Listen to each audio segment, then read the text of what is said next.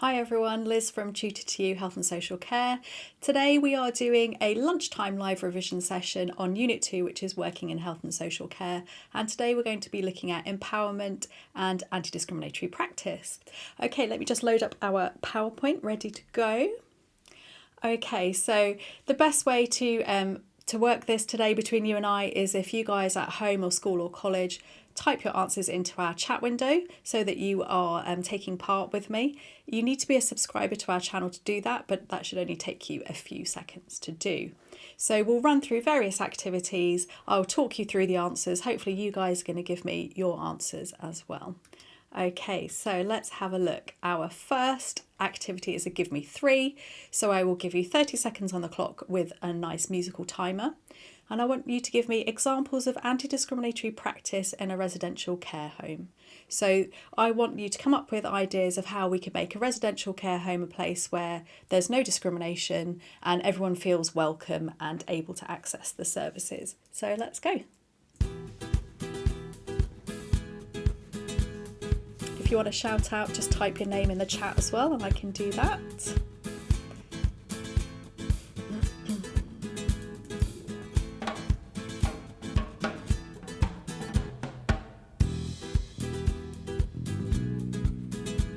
See there's quite a few of you watching live, so hopefully you will be joining in. If you can only think of one example of anti-discriminatory practice, you can give me that one example. Okay, so whilst you're typing your answers and maybe having discussions in your classrooms, I will reveal the ones that I've got on the screen. So my first example is you could adapt your activities so that everyone can be involved. So for example, if you have people in your residential care home that have issues with their mobility or their balance, then you can ensure that there are seated activities for them to do. So you could do exercise classes, but you could have seated exercises. if you were going to watch a film or the television, you can ensure that there is a hearing loop installed for any residents that have a hearing aid. My second idea is you could celebrate a range of cultures and religions. So, for example, as well as just celebrating things like Christmas and Easter, you could also celebrate Diwali for any Hindu residents. Even if you don't have any Hindu residents, you could still celebrate things like Diwali or Eid, because it shows that you are widening the access of your residents to different cultures. You might have staff as well in your care home that are from different cultures, and they can maybe share some of their religious or cultural practices with the rest of the people in the home. Remember that residential care homes should be like a home, like a family, so everyone can get involved, not just the residents but the staff as well. And then the other thing you can do is ensure that you have food options that meet all different dietary needs and preferences. So some people might have religious dietary needs, for example, the need for kosher food if they are Jewish, or the need for halal food if they're Muslim, but also people might have certain values. For example, you might have vegan residents in your care home, and vegan people do not eat any animal products at all, so you need to make sure that you are offering food that's suitable for all those different needs. Okay, let's have a look at our next activity. So this one is a red herring. So I want you to work out which of the 4 items I'm going to show on the screen is the odd one out and why. So let's have a look at our first set. So we have A, hate speech, B, prejudice, C, stereotypes, and D, empowerment. I want to know which of these 4 items is the odd one out and why. So have a think, and then if you could type your answers, that would be fabulous. I'll just give you a moment.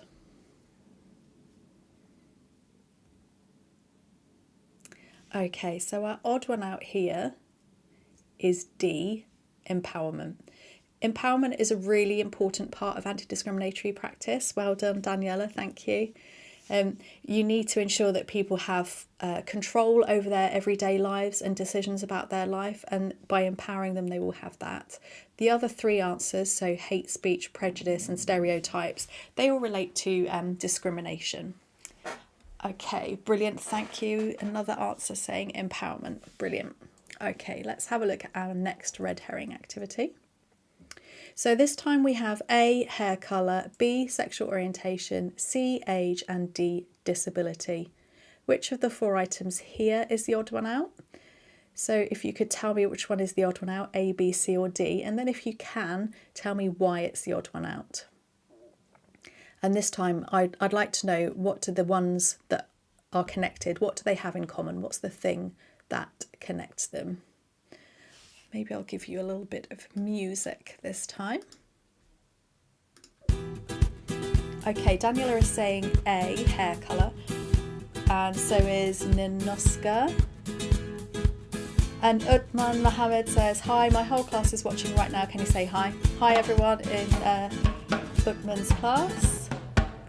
So those of you that are saying A, hair colour, can you tell me why it's the odd one out? What do the others have in common maybe?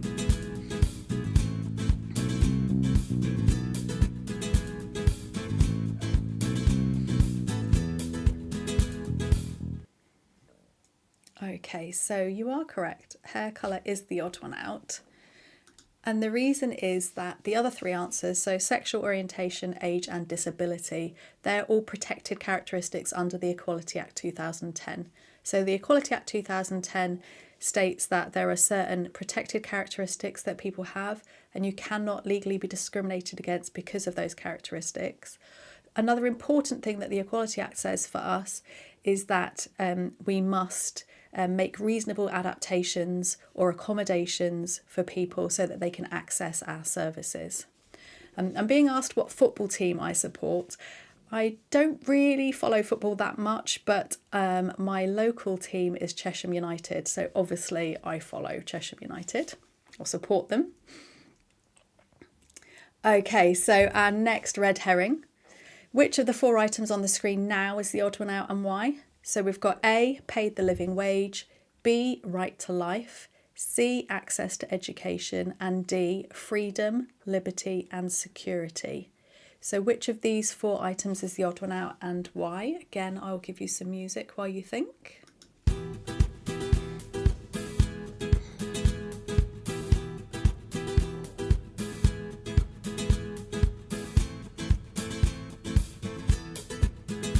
Okay, Gabriella's saying A. Hi, Gabriella. Daniela is saying A. Utman, Mohammed and class are saying D.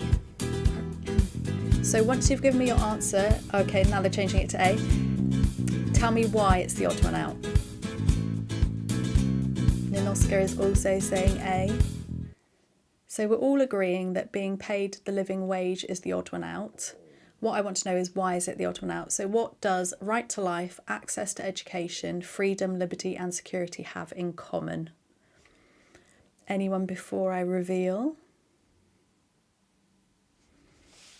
Okay, so, helps if I click in the right place.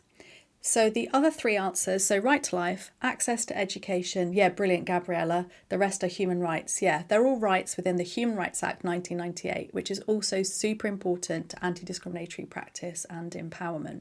Brilliant, Gabriella. You can have a round of applause. Okay. We now have Captain Riddles. So well done, Nanoska, Human Rights Act, yep. Don't be surprised by Captain Riddles punching our screen and making a little bit of noise. Sometimes it catches people out.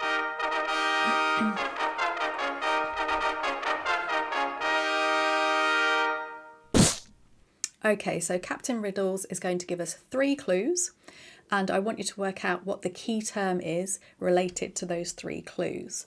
So clue 1.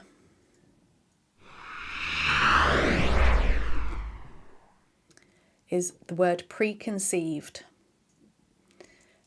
Clue 2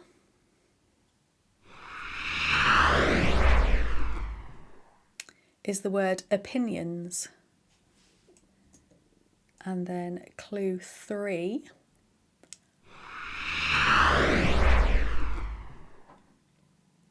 can lead to discrimination. So we've got 3 clues: preconceived, opinions, can lead to discrimination. What is the key term that I am looking for here? What do we think? So Gabriella, Ninoska, Daniela, Utman Mohammed's class, you've all been getting correct answers. Okay, Daniela's saying prejudice. Brilliant, Daniela. I think that sounds correct. Did anyone else also have the same answer as Daniela? Let's have a look at the answer. Yep, prejudice. Well done, people. Give you a clap.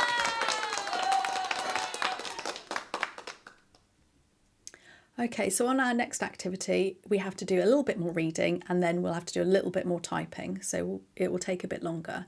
So I'm going to show you some individuals and a really short bit of context about each of those individuals. And I want to know how we can promote anti-discriminatory practice for these individuals. And we'll spin the spinner, and who it stops on we'll talk about in detail. So we have Yvonne, a 34-year-old Jewish woman who has been admitted to hospital with gallstones and needs to stay in hospital for 3 days. We have Mohammed, a 77-year-old Muslim man whose hearing is declining. He's come to see his GP for advice. However, it is a locum doctor today, so that means like a cover doctor, not his usual GP. Then we have Tia, a 15-year-old girl who's been rushed into A&E after going into labour at home. She didn't know she was pregnant. We then have Simone, a 44-year-old trans woman who has been assaulted in the street. She has arrived at A&E to be treated. We have Maureen, an 89-year-old woman who's being assessed by an occupational therapist for support in going home after her hip operation. She has no family to support her. And then we have Saeed, a 26-year-old refugee who speaks no English but has a severe cut on his arm, and someone has called paramedics to assess the cut. So I'm going to spin the spinner, and we will see who we need to talk about first. Okay, so Yvonne. So can you type into the chat for me any ways that we can promote anti-discriminatory practice so we can make Yvonne feel welcomed. She's 34 years old, she is Jewish, she's been admitted to hospital with gallstones and she needs to stay in hospital for 3 days. So how can we be anti-discriminatory for Yvonne? So type your ideas into the chat, please. So anything we need to consider to make sure she feels welcome, accepted, she has good access to the healthcare she needs. Maybe give you some music. I think it sometimes helps us to think.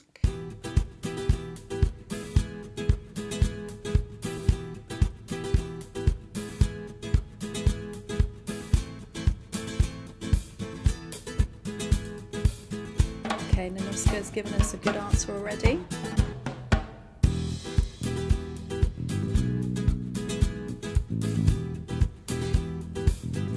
So I'm looking for any other ideas related to anti-discriminatory practice for Yvonne.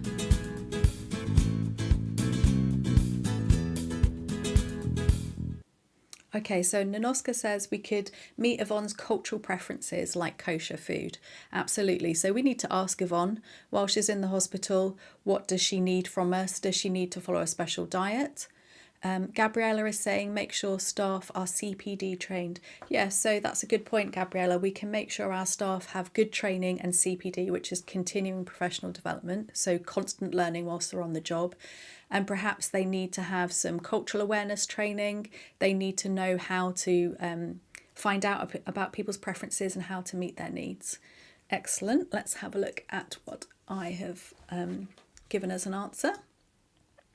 Okay, so ask Yvonne about any needs or preferences she has. For example, she may need a kosher diet.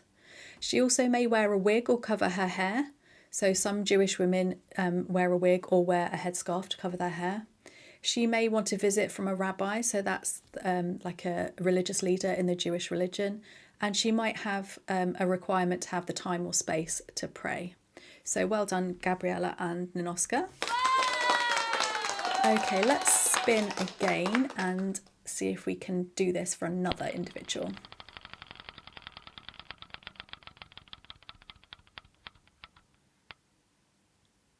Okay, so now I want to talk about Simone, who is a 44-year-old trans woman who has been assaulted in the street. She has arrived at A&E to be treated. So how can we promote anti-discriminatory practice for Simone? So let me give you the 30-second timer and you guys can have a think about how we can make her feel safe, welcome, accepted, and not discriminated against.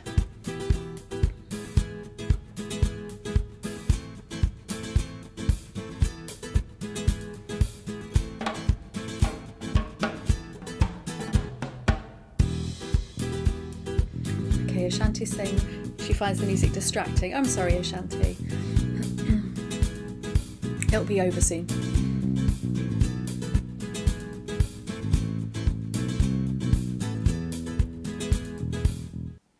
Okay, so Daniela has given us a really nice answer. Daniela has said, make sure that any inappropriate behaviour directed at her is challenged. Yeah, that's a really important part about anti-discriminatory practice. If you see any discrimination, you should challenge it. You can do that calmly, you can do it professionally, but you should point it out when it happens. And that could include explaining how it might make someone feel, and you could also describe how they should change their behaviour, so what they need to stop doing and what they might need to do instead. So Gabriella is saying promote anti-discriminatory practices. Yep, can you give me some specific examples, Gabriella, of what we might want to do? It could be something that we could do generally for everyone, or maybe something specific for Simone. Does anyone else have any other ideas before I show you mine?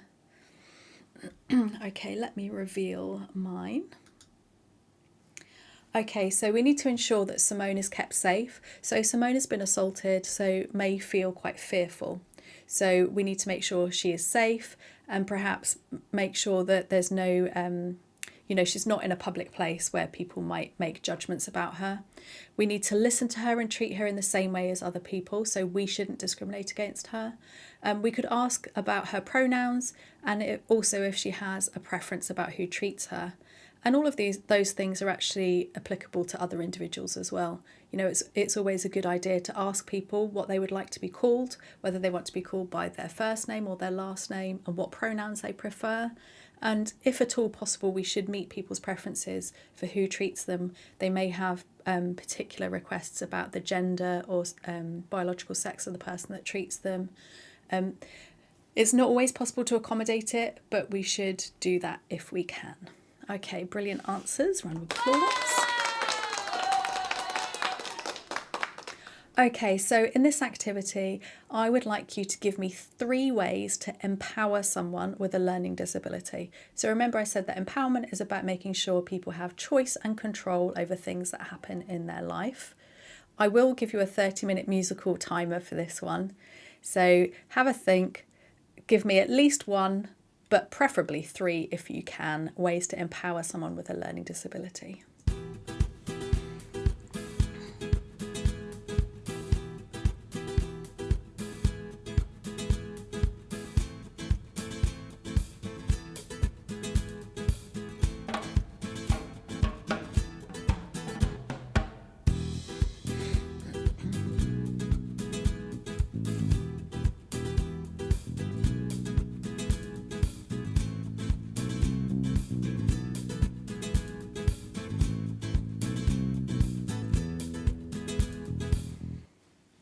Okay, so Daniela has said, involve them in decisions regarding their care. Yep, excellent first suggestion, Daniela, well done. It's a really good one to kick us off with. Let's have a look at the ones that I've got, because there are actually lots of ways of doing this. Gabriella says, let them know about their rights. Yeah, really good. Okay, so I've said encourage decision making. Yep, so this is what Daniela is saying, involve them in decisions about their care.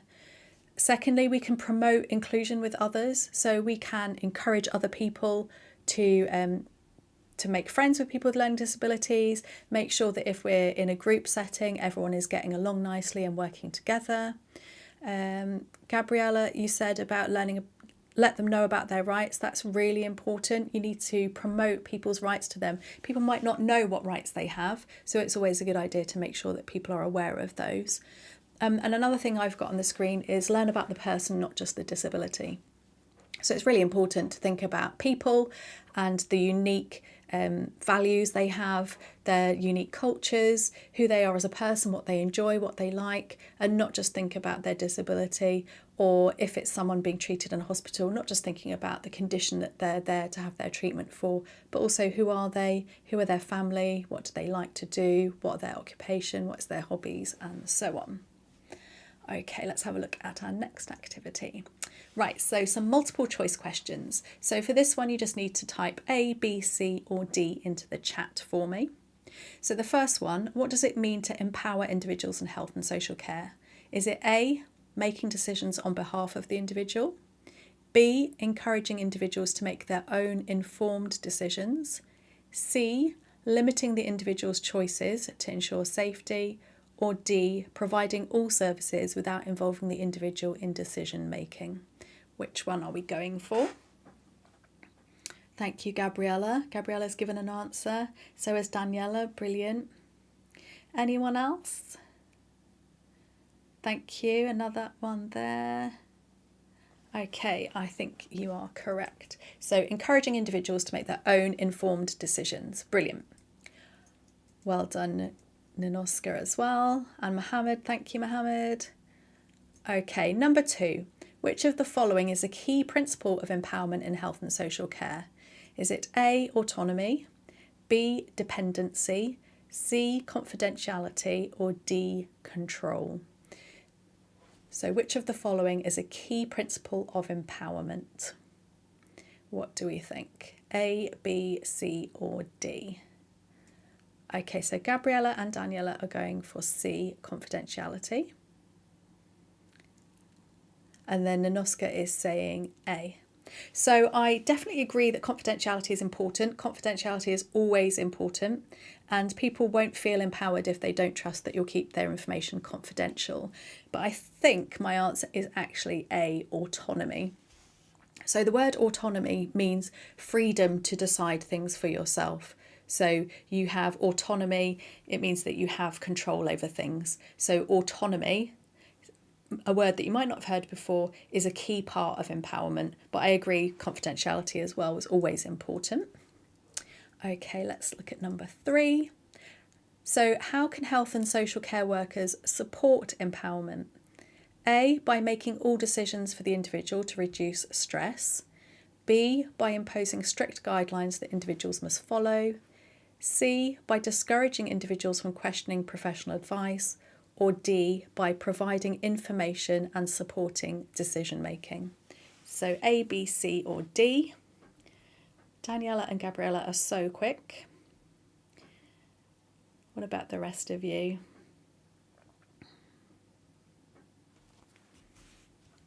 Yep, so you are correct. By providing information and supporting decision making. So people can often make decisions for themselves. Most of the time people can make daily life decisions, but they can't make decisions unless you give them information. So they need to have choices to choose from, and they need to know maybe the benefits, the risks, the advantages of different choices. And then you might need to support decision making for some people. So that doesn't mean that you take over the decision making, but it's about telling them, you know, if you make this decision, this is the likely consequence. Is that what you would like to do? That's supporting a person with their decision making. Okay, number 4. Why is it important to involve individuals in their care planning? A, it saves time for health professionals. B, it increases the likelihood of positive outcomes and satisfaction. C, it ensures the plan is only based on medical knowledge. D, it allows the care provider to avoid legal responsibilities. So which of those is a reason why it's important to involve individuals in their care planning? Gabriella, straight in. And now Daniela as well. Okay, well done. You are correct. So if we involve people in their care plan, they're fully invested in it. It's what they want to do. They can see the benefit of it. So it means that they're more likely to follow it. They'll feel more satisfied with their care. And then ultimately they'll have an improved health and well-being. Okay, number 5. Which approach best reflects empowerment in communication with individuals? So A, using medical jargon without explanation. B, telling individuals what they need to do. C, listening to their preferences and concerns. D, providing information only when asked. So which of those best reflects empowerment in communication?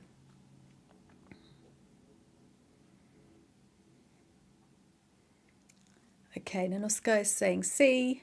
Daniela is saying C. Gabriella is saying C. Yep, absolutely. So we must actively listen. So communication is two-way. It's not just about what you say, but it's also about listening to people, listening to their preferences, listening to their concerns. Thank you, Mia, as well, a new person that's joined us. Lovely little doggy picture there. Okay. Number 6, when working with individuals in later adulthood, why is it important to promote their independence? Is it A, to maintain their dignity and improve their quality of life? B, to reduce the workload for caregivers? C, to ensure they conform to societal expectations? Or D, to prevent them from making decisions on their own? So we're talking about individuals in later adulthood. Why do we promote their independence? Thank you, Daniela and Gabriella. Straight in. Mia, what do you think? Ninoska, what do you think? Yeah, brilliant. So maintaining dignity and improving quality of life. So in later adulthood, individuals may become more frail, they may become less mobile, so they may need to have more support from people. But it's really important that we promote them to be as independent as possible and to do as much for themselves as possible, because it will make them feel dignified, but also it improves their quality of life, and actually it will improve their health outcomes as well. So the longer they can maintain their independence, the healthier and the happier they will be. Okay, number 7. How can health and social care workers support individuals with ill health in making informed choices? A, by assuming they are not capable of understanding their condition. B, by simplifying information and providing clear explanations. C, by withholding detailed information to avoid causing distress. Or D, by making decisions on their behalf to avoid confusion. So we're talking about informed choices now. Which of those do we do to support informed choice?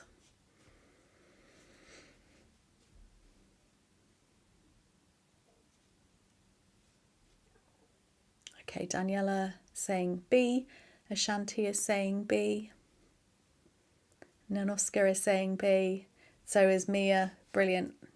Yep, so sometimes the information that people need is quite complex, so we may need to simplify it. That doesn't mean that you patronise the person or you treat them like a child. You just take complex information and make it easier to understand. Remember that if people are unwell, they may be in pain, they may be confused, they may be tired, and all of those things can affect their ability to understand information. So you may need to simplify it, and you certainly need to give the clearest explanations that you can. You can also check that the person understands, and if they say, I'm sorry, I don't understand, then you need to reframe it and work out another way of explaining that important information. Okay, number 8. Which of the following is a key aspect of supporting empowerment in individuals with mental health problems? Is it A, assuming they are unable to participate in decisions about their care? B, encouraging them to completely avoid discussing their mental health? C, listening to their concerns and collaborating on treatment decisions? Or D, insisting they follow the healthcare provider's advice without question? So we're thinking about people that maybe have mental ill health. Which one of these are we going to do? Okay, brilliant. So Utma Mohammed's class are saying C, Ashanti is saying C, Daniela is saying C. Yep, absolutely. So again, as I said before, listening to them and then getting them to collaborate on treatment decisions. So people with mental ill health, they still have choices about their treatment.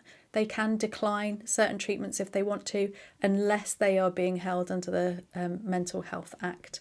But in most cases, people with mental ill health are collaborating with their treatment decisions. Okay, well done everyone. You have been excellent today. That ends our revision on anti-discriminatory practice and empowerment. I hope it was helpful. I am back on Thursday to do Unit 2 at, I'm trying to remember, 6:30 p.m. I think it is. Yeah, I think so, 6:30 p.m. I cannot remember the topic. It might be safety of individuals, but if you go on the Tutor2U website, it does give you a full list. I've also put this PowerPoint onto the Tutor2U website, so if you want to go over anything, if you want to share it with your friends or use it in class, you can do. Thank you very much, guys. Let me just give you a final round of applause on an air horn for your excellent answers. Take care, goodbye, and I will see you all soon. Bye.